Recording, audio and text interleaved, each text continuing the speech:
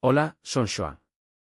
Hoxe viaxaremos a un lugar máxico no corazón das Rías Baixas, un monte que vixía a ría de Vigo e agocha segredos ancestrais, o Monte Paralaia.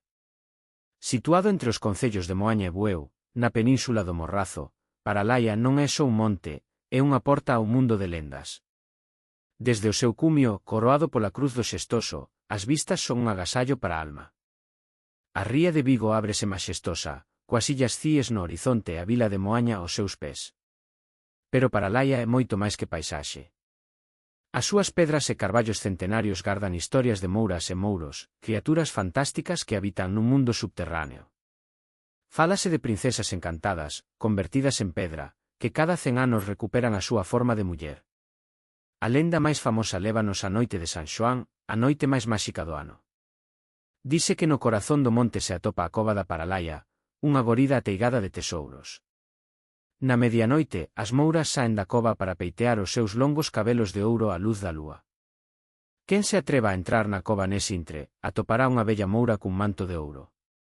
Pronunciando as palabras máxicas, pipar do saco, poderá facerse coas riquezas.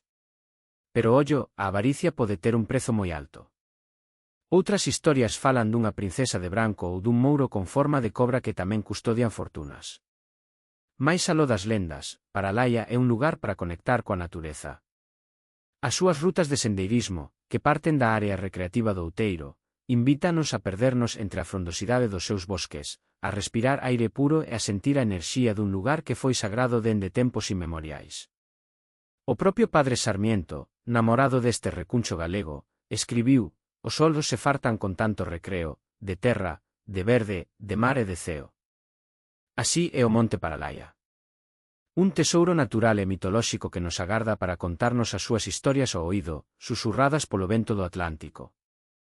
Un lugar onde a maxia non se conta, síntese. Anímate a descubrilo.